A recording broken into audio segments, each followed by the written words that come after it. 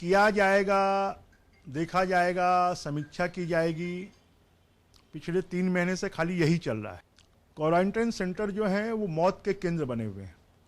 जितने लोग कोरोना से नहीं मरे हैं उससे ज़्यादा लोग क्वारंटाइन सेंटर में सुसाइड कर सांप बिच्छू के काटने से, फांसी लगाकर इससे मरे हैं। ये बहुत दुर्भाग्यजनक स्थिति है कि छत्तीसगढ़ की और बिलासपुर जैसे स्थान पर तो अब बेड खत्म हो गए। तो छत्तीसगढ़ की सरकार, स्वास्थ्य विभाग पूरी तरह पंगु हो गया है। स्वास्थ्य मंत्री और मुख्यमंत्री के बीच में टॉकिंग टर्म्स नहीं होना, यह बहुत दुर्भाग्यजनक है। और छत्तीसगढ़ के 2.5 करोड़ लोगों के स्वास्थ्य की रक्षा के लिए अब केंद्रीय नेतृत्व को इंटरफेरेंस करना चाहिए और यहाँ के लोगों के जीवन को सुरक्षित रखना चाहिए। इस बात की समीक्षा किया गया कि कितने क्वारंटाइन सेंटर में अभी लोग हैं, अभी भी जो मजदूर आएंगे उनके लिए किस तरीके से आइसोलेशन और क्वारंटाइन की व्यवस्था की जा सकेगी, लॉकडाउन की और क्या स्थिति होगी। निर्णय ये लिया गया है कि जिस तरीके से अभी वर्तमान में परिस्थिति है, रोक पाने में इसमें अगर हम लोग सफल हैं तो इसी परिस्थिति को आगे कंटिन्यू किया जाएगा। केवल जो परिवहन वगैरह जितना अभी बंद है उसी तरीके से रहेगा। तीसरा सबसे बहुत महत्वपूर्ण निर्णय ये है कि सख्ती और लॉकडाउन जैसी कोई बड़ी स्थिति नहीं बनेगी, लेकिन पूरे प्रदेश में मास्क को अनिवार्य किया गया है और जो बगैर मास्क के पाए जाएंगे उसको 100 रुपया प्रथमतः दंडित किया जाएगा जुर्माना के रूप में।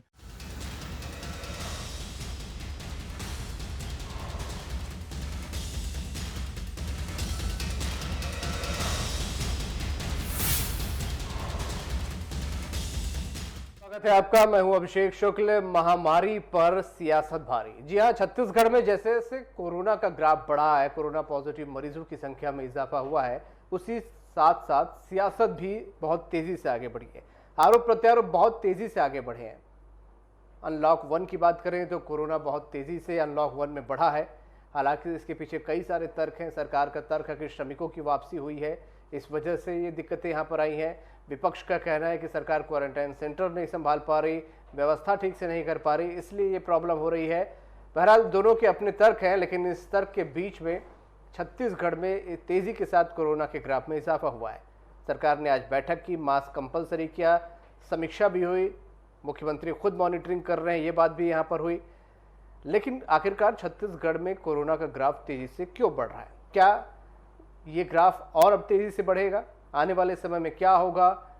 कब तक छत्तीसगढ़ इससे राहत की उम्मीद कर सकता है? बहुत सारे सवाल आम आदमी के जहन में है। चर्चा इसी पर हम करेंगे। खास मेहमानों का पैनल हमारे साथ है। हमारे साथ रजनीश सिंह जी हैं, भाजपा विधायक, स्वागत आपका। अजय साहू जी, कांग्रेस से, बहुत स्वागत आपका। वरिष्ठ पत्रकार संजीव पचौरी जी हमारे साथ हैं, बहुत स्वागत आपका भी। रजनीश जी, सियासत चल रही है कोरोना को लेकर। राज्य सरकार का कहना हम बहुत अच्छे से नियंत्रित कर रहे थे, लेकिन श्रमिकों की वापसी हुई और आप लोगों ने जो लॉकडाउन गलत तरीके से किया, वो दरअसल छत्तीसगढ़ में हालात बेकाबू होने की वजह है।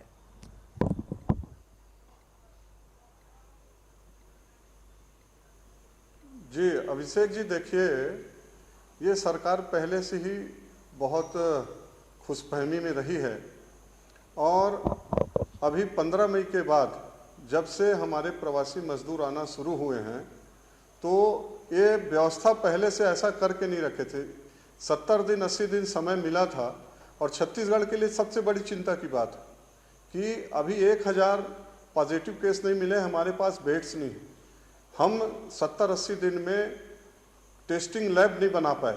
एक हॉस्पिटल एम्स जो केंद्रीय सरकार के द्वारा संचालित है उसमें हम आधारित रहे और ICMR के कहने के बाद, हाई कोर्ट के निर्देश के बाद हमने टेस्टिंग लैब बना पाए। क्वारंटीन सेंटर के बारे में कल्पना ही नहीं किए थे। इनको तो मजदूर लाने का मन ही नहीं था। वो तो जब योगी सरकार जी ने और अन्य राज्यों ने लाया तो ले दे के लाना शुरू किए और क्वारंटीन सेंटर को भगवान भरोसे छोड़ दिए। ठीक है, सरपंचों को आपने दायित्व दिया, सरपंच अपना दायित्व बखूबी निभा रहे हैं, लेकिन उनके पास फंड कहाँ है? 14 वित्त का पैसा जो केंद्र सरकार का पैसा है, उस पैसे के भरोसे कई पंचायतों में पैसे नहीं हैं। उसी पंचायत में आपने रख दिया मजदूर आ रहे हैं उनको स्टेशन में चेक करने की व्यवस्था नहीं है, लाने की व्यवस्था नहीं है, और अब तो वो हड़ताल में मजबूर हो रहे हैं, वहाँ को छोड़ के भाग रहे हैं। और छत्तीसगढ़ के लिए सबसे बड़ी दुखद बात है कि कोरोना से जितनी मृत्यु नहीं हुई है उससे दोगुने तुगुने ज़्यादा क्वारंटीन सेंटर में हुई। ये सरकार सिर्फ बात करती रही, 13 प्लेयर की बात करती रही, हम कोरोना फ्री की ओर बढ़ रहे हैं करके बात करते रही, जबकि हम सबको मालूम था कि हमारे श्रमिक, प्रवासी श्रमिक जब आएंगे तो निश्चित रूप से पॉजिटिव केस की संख्या बढ़ सकती है। हमको क्वारंटीन सेंटर की व्यवस्था करनी थी, बेड की व्यवस्था करनी थी, मेडिकल स्टाफ की व्यवस्था करनी थी, लैब बढ़ाने थे, लेकिन ये सब कामों में सरकार पूरी तरह से फेल है और अब सिर्फ ये एक दूसरे के ऊपर डालने के कोशिश कर रहे हैं। केंद्र सरकार को कभी करते हैं, कभी स्वास्थ्य मंत्री जी उनसे सवाल कर लेता हूं मैं। अजय जी, विपक्ष सरकार पर आरोप लगा रहा है, आप लोगों के हिसाब से क्या वजह रही है? छत्तीसगढ़ में खासकर अभी अनलॉक 1 की बात करें तो बहुत तेजी से इजाफा हुआ है कोरोना में। देखिए, निश्चित तौर पर जिस प्रदेश के अंदर से 2.5 लाख से अधिक मजदूर दूसरे राज्यों में जाकर के पलायन करके रोजी रोजगार कर रहे हों, यदि इतनी बड़ी संख्या में मजदूरों को वापस लाने का काम यदि किसी ने किया है तो प्रदेश की भूपेश बघेल जी की सरकार ने किया है। इन लोगों ने 15 वर्षों में ये स्थिति नहीं निर्मित होने दी कि मजदूर को अपने गांव में, अपने घर में काम मिल सके, रोजगार मिल सके। यही तो हम लगातार 15 वर्षों से कहते रहे हैं, जिस पर उस समय इस सरकार में बैठे लोगों के कान में जू नहीं रेंगती थी। आज जब हम इनको वापस लेकर आ रहे हैं, विधायक जी तो अपना सीना ठोक रहे हैं और कह रहे हैं कि केंद्र सरकार ने लाया है। शुक्ल जी, मैं ये बात कहना चाहूंगा कि यदि आपने जब लॉकडाउन किया, आप इस देश के प्रधानमंत्री हैं, आपके पास एक रोड मैप होना चाहिए था कि जो प्रवासी मजदूर दूसरे राज्यों में फंसे हैं वो अपने घर कैसे पहुंचेंगे। आपने तो नोटबंदी की तरह बिना सोचे समझे रात को 8 बजे आप अवतरित हुए और आपने आदेश दे दिया कि कल से जनता कर्फ्यू है। तो आपके पास ट्रेनें थी, आपके पास ड्राइवर था, आपका पूरा रेलवे का सेटअप था। उसके बाद आपने प्रवासी मजदूरों को अपने राज्यों में जाने के लिए का जो निर्णय था वो लेने में इतना देर क्यों किया? इतने देरी से निर्णय लेने के कारण ये हुआ कि मजदूर जो थे वो बदहवासी में कहीं भी निकलने लगे और उसमें कितने मजदूरों की मौत हुई। अरे जिस क्वारंटाइन सेंटर पर आप सवाल उठा रहे हैं, मैं बृजमोहन अग्रवाल जी को सुन रहा था, वो तो खैर गैर छत्तीसगढ़िया आदमी है, अग्रवाल आदमी है। शहरों में बारातों के रुकाने के लिए बारात घर होता है, लेकिन अभिषेक शुक्ल जी मैं आपको बताना चाहूंगा, हमारे गांव में जब आज भी बारात आता है तो उसी स्कूल को, उसी सामुदायिक भवन को, जिस स्कूल और सामुदायिक भवन को हमने क्वारंटाइन सेंटर बनाया है, कितना भी बड़ा गौटिया होगा, उसके बेटी की बारात आती है तो उसी स्कूल को, उसी सामुदायिक भवन को जनवासा बनाने का, बारात को ठहराने की व्यवस्था होती है। साहू जी, बारात एक दिन के लिए आती है, बारात एक दिन के लिए आती है, 14 दिन के लिए नहीं रहती। और बारात के लिए वो जो जिनके यहाँ शादी रहता है वो व्यवस्था किए रहते हैं। सुन रहा हूँ साहू जी, आपको सुन रहा हूँ। बारात जो देखते हैं ना, जो बेटी वाला होता है वो व्यवस्था करता है, खाने का, पीने का, चाय का, पानी का, नाश्ते का। और आपने क्या किया है 14 दिन के लिए? उनको सिर्फ एक कर बोले, भरोसे छोड़ दिए हैं। बारात रजनीश जी आऊंगा आपके पास, एक कर बोले, दोनों बोलेंगे तो आवाज किसी की भी समझ में नहीं आएगी। जी जी, अजय जी, रजनीश जी, आप दोनों से आग्रह है कि दोनों एक साथ बोलेंगे तो किसी के कुछ समझ में नहीं आएगा। इस महामारी के समय में आपको राजनीति सूझ रही है, लज्जा आनी चाहिए आपको। किस तरीके की बातें कर रहे हैं आप? यदि आप विपक्ष में हैं, आपका भी कोई दायित्व है। आप इस तरीके से चीजों को तोड़ मरोड़ के छत्तीसगढ़ के लोगों को बरगलाने का काम बिल्कुल मत कीजिए। 20,000 क्वारंटाइन सेंटर बनाए हैं, यदि कहीं कोई एकाध घटना हो जाती है 2.5 लाख लोगों में, तो इस तरीके से उस पर राजनीति करने की आवश्यकता नहीं है। जब आपके समय में, जब आप विधायक नहीं बने थे, अजय चंद्राकर जी स्वास्थ्य मंत्री थे, डेंगू फैला था, लोग मर रहे थे भिलाई में। स्वास्थ्य मंत्री होते हुए एक बार जाने का दुस्साहस नहीं किया, जाने का साहस नहीं दिखाया उन्होंने। और आप यहाँ पर बैठकर जो काम करने वाली सरकार है उसको कोसने का काम कर रहे हैं। आपको अपने गिरेबान के अंदर झांकना चाहिए और देखना चाहिए, आप लोगों ने जो पैसा पीएम केयर फंड में दिया है उसका छत्तीसगढ़ का हिस्सा कब मिलेगा ये बताइए। मुख्यमंत्री राहत कोष का पैसा हमने जो विकास खंडों में दिया है उसका हिसाब दिया है। पीएम केयर फंड का पैसा कब मिलेगा इसकी घोषणा करिए। जी बिल्कुल, कोरोना के मामले में सही में वरिष्ठ पत्रकार भी हमारे साथ जुड़े हैं, संजीव पचौरी जी। जी संजीव पचौरी जी, आपने छत्तीसगढ़ के हालात देखे, शुरुआत में बहुत अच्छी स्थिति थी, धीरे धीरे बिगड़ती चली गई। जी। क्या दिक्कतें छत्तीसगढ़ के सामने आ रही हैं इस वक्त, और क्या सियासत जरूरी है?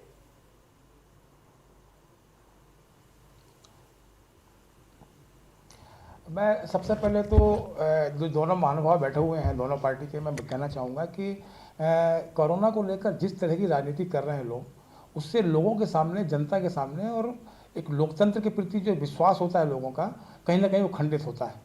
और तो इस विषय पर, इतने गंभीर विषय पर राजनीति तो होना ही नहीं चाहिए किसी तरह की। अब रहा सवाल परिस्थितियों का, तो छत्तीसगढ़ सरकार ने अपनी तरफ से कोरोना की महामारी शुरू हुई थी, उस समय से लेकर के मैं समझता हूँ कि आज से 10-12 दिन पहले तक की जो अच्छी व्यवस्थाएं बनाई थी उन्होंने, वो साफ दिखाई पड़ रही थी। एक सवाल ये उठता है कि आखिर 2.5 से 3 लाख मजदूर छत्तीसगढ़ के बाहर गए क्यों? बस छत्तीसगढ़ में रोजगार क्यों नहीं मिला उनको उनकी जवाबदार कौन था उनके लिए? चलिए, वो बात का क्वेश्चन हो गया।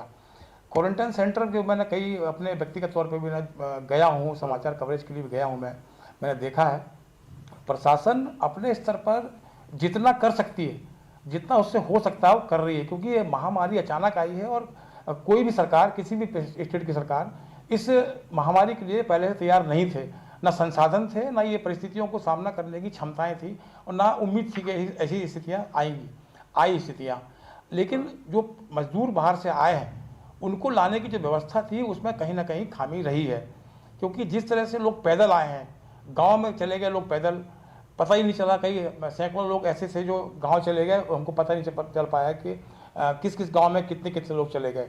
बसों की बात की गई थी, लोग ट्रकों में बैठ के आए हैं, आंध्रा से आए हैं, वहाँ से हमने बस्तर में भी देखा है और जगहों से भी सूचनाएं देखी हैं।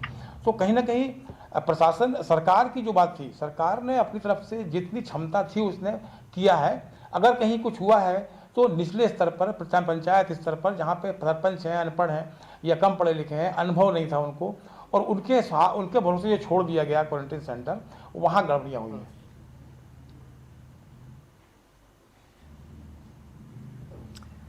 चलिए, तो वहां पर गलतियां हुई हैं। आप बात कर रहे थे यहाँ पर रजनीश जी की क्वारंटाइन सेंटर। देखना पड़ेगा।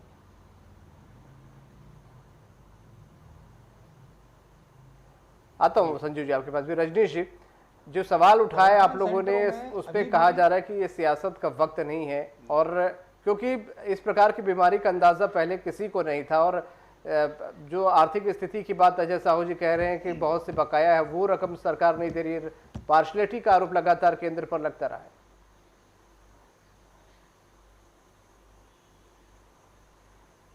देखिए अभिषेक जी, मैं इसी बात पर बोलना चाह रहा हूं कि जब से कोरोना महामारी आई, हमारे बहुत सारे सभी वरिष्ठ नेता आपके चैनल में, और चाहे वो नेशनल चैनल हो और भी बड़े बड़े चाहे पत्र पत्रिकाएं हों, किसी में किसी प्रकार का राजनीतिक कोई इनके ऊपर आरोप नहीं लगाया। सब लोग डे 1 से सरकार को समर्थन देते आए हैं, आज भी दे रहे हैं।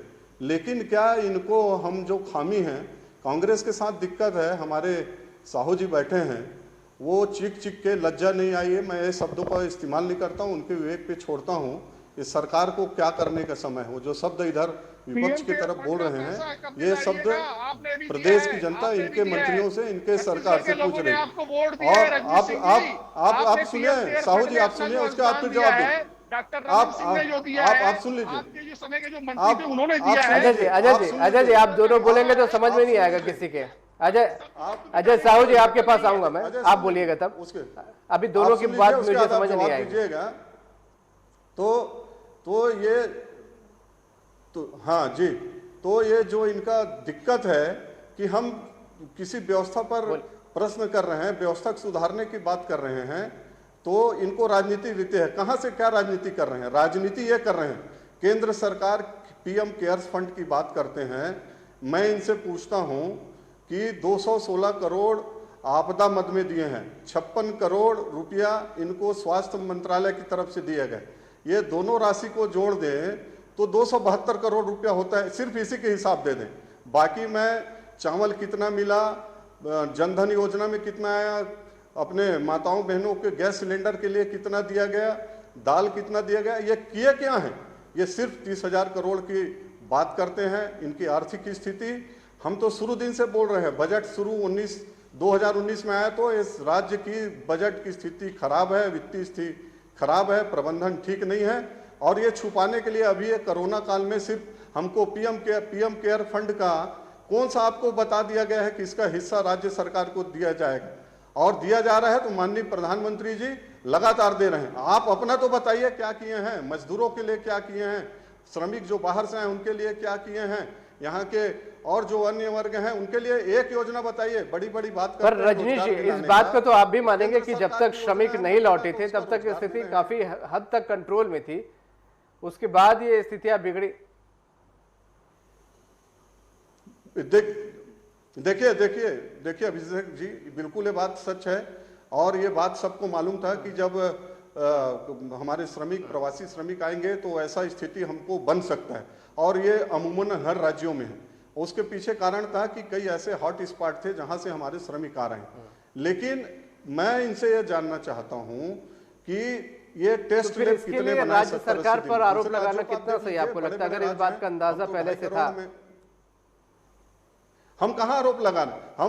हम आरोप नहीं लगा रहे हैं। ये क्या है? आज यदि आप एक चीज बताइए अभिषेक जी, अभी 1000 में हमारे हाथ पांव फूलने लगे हैं।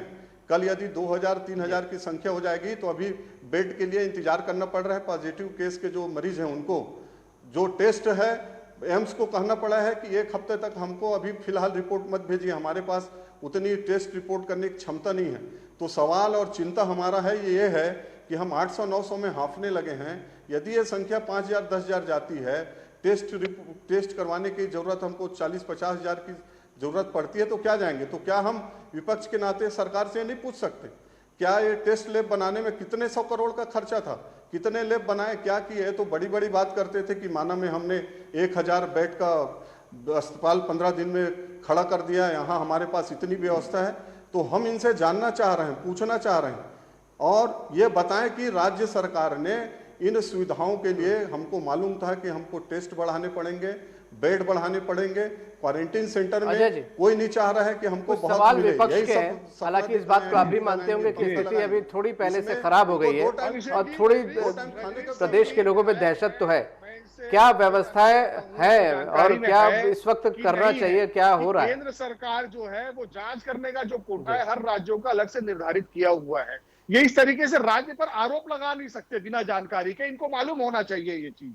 हम लोगों ने जो मजदूर लौटे हैं उनका पूरा भुगतान छत्तीसगढ़ की राज्य सरकार ने किया है, और जो जितना सुविधा हो सकता है, कल 1 घंटे में जिस तरीके से यूपी के मजदूर, यूपी से जो बस आ रही थी और वो लोग रुक गए थे, उनको 1 घंटे में व्यवस्थित किया है। कहीं अगर 1-2 घटनाएं ऐसी हो जाती हैं, 2.5 लाख लोगों को हम यहाँ पर संभालने का काम कर रहे हैं, पूरी तरीके से हमने कंट्रोल पा लिया है, इसमें इनको पैनिक होने की जरूरत नहीं है। प्रदेश की भूपेश बघेल जी की सरकार बहुत अच्छे से इस प्रदेश के अंदर कोरोना महामारी से लड़ाई लड़ रही है, और ये जिस तरीके से प्रलाप करने का काम कर रहे हैं, इससे कोरोना से लड़ाई नहीं लड़ी जा सकती। आपको साथ में आकर कदम से कदम मिलाना होगा, जो आप नहीं कर रहे हो। पीएम केयर की बात सुनते ही इनके क्यों हाथ पैर फूल जाते हैं, मेरे समझ में नहीं आता है। ये कहते हैं कोई कहा था क्या? तो भाई कोरोना से लड़ने के लिए, कोविड-19 से लड़ने के लिए, ये आपदा प्रबंधन के लिए ये कोष बनाया गया। इसमें जो पैसा आया है उसको आप क्या करने वाले हो? उसको तो राज्यों को ही दोगे। जो पैसे राज्य के मुख्यमंत्री आपदा प्रबंधन में आए वो पैसे विकास खंडों में गए ना, तो जो देश के पीएम केयर में जो पैसा आया है वो भी तो जाएगा ना, तो उसको दीजिए ना भाई। उसमें राजनीति क्यों कर रहे हो आप? और केवल प्रश्न खड़े करना ये किसी चीज का हल नहीं है। इस प्रदेश में जो स्थिति आज पूरे देश में छत्तीसगढ़ की है, बगल में जाके देखिए मध्य प्रदेश में क्या हालात है। वहां पर भाजपा क्यों नहीं हल्ला कर रही है? वहां पर क्यों नहीं जाके देख रही है क्वारंटाइन सेंटरों में? वहां तो सरकार बनाई है आपने, लोगों की आहुतियां देकर, लोगों को मारकर, कोरोना से संक्रमित करके वहां पर आपने सत्ता हथियाई है। उसको जाकर देखिए रजनीश सिंह जी, छत्तीसगढ़ में जो सरकार काम कर रही है, ईमानदारी से काम कर रही है, किसानों की जेब में पैसा डालने का काम कर रही है, उस सरकार के उंगली खड़ी करना आप लोगों का एक तो सिंडिकेट बना लिया है। छत्तीसगढ़ियों के खिलाफ एक तरीके से लामबंद हो रहे हैं आप लोग। ब्रिजमोहन अग्रवाल जी कहते हैं क्वारंटाइन सेंटर में व्यवस्था नहीं है। अरे उन्होंने अपने बेटे की शादी की थी, वो मंत्री थे, बहुत पैसा वाले थे, लेकिन हमारे गांव में जो है वो सामुदायिक भवन और पंचायत भवन की बारात ठहराई जाती है, फिर उसके बाद बिटिया का गौना होता है। ये हमारे छत्तीसगढ़ की परंपरा है भाई। आप कहां से के रहने वाले ये भी बता दीजिए। वैसे आपका विधानसभा तो मैं जाके देखा हूँ, वहां पर तो ग्रामीण परिवेश के बहुत सारे गांव हैं। अगर आप शादी ब्याह में जाते होंगे तो जनवासा में स्कूल में ही रुकवाया जाता है। वहां पर तहसीलदार को हमने नोडल अधिकारी बनाया है, कोटवार है, सरपंच है, सचिव है, सारे लोगों की टीम लगी हुई संजीव है। जी, छोटी सी आप टिप्पणी केवल आपसे चाहूंगा। राजनीति अजय करने जी, का समय काम बहुत बिल्कुल कम है, 10 सेकंड में। संजीव जी, फाइनल एक रिएक्शन आपसे चाहूंगा कि छत्तीसगढ़ में क्या इस वक्त स्थिति कंट्रोल करने के लिए क्या आर्थिक पैकेज की जरूरत है? बहुत शॉर्ट में सर।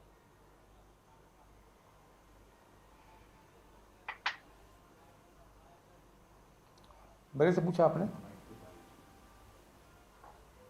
संजीव जी, जी जी संजीव जी, बहुत शॉर्ट में सर, आंसर। हाँ जी जी जी। हाँ, असल में देखिए, मेरा सोचना ये है कि इतनी बड़ी आपदा है और इतनी बड़ी पैमाने पर इसके पहले हम लोगों ने आँख फोड़वा कांड भी देखा है, हम लोगों ने गर्भाशय कांड भी देखा है। तो स्वास्थ्य व्यवस्थाएं कोई अच्छी नहीं थी। ठीक है, आज भाजपा आ गई है, विपक्ष में आ गई है, वो सवाल कर सकती है, लेकिन मेरा कहना यह है कि पूरे प्रदेश में स्वास्थ्य व्यवस्थाओं को सुचारू करने के लिए और डेवलप करने के लिए कहीं ना कहीं केंद्र सरकार को पैसे देने की जरूरत है राज्य को। जी, बहुत शुक्रिया आप सभी का इस चर्चा में शामिल होने के लिए। छत्तीसगढ़ में कोरोना बहुत तेजी से पैर पसार रहा है, चिंतित होना लाजमी है सबका। हालांकि इसके पीछे की वजह जो भी हो, वजह बाद में भी तलाशी जा सकती है, राजनीति बाद में भी की जा सकती है। इस वक्त जरूरत छत्तीसगढ़ में इसको कंट्रोल करने की है, चाहे इसके लिए केंद्र से मदद लेनी पड़े, आर्थिक पैकेज लाना पड़े, फाइनेंशियली जो भी ज़रूरत है उनको पूरा करना पड़े, या स्वास्थ्य सेवाओं में और इजाफा करने की ज़रूरत हो, टेस्ट और ज़्यादा वहाँ पर हो, सभी को मिलकर काम करना होगा, क्योंकि छत्तीसगढ़ के सामने आने वाले समय में चुनौतियाँ बहुत बड़ी हैं। आज का मुद्दा में इतना ही। नमस्कार।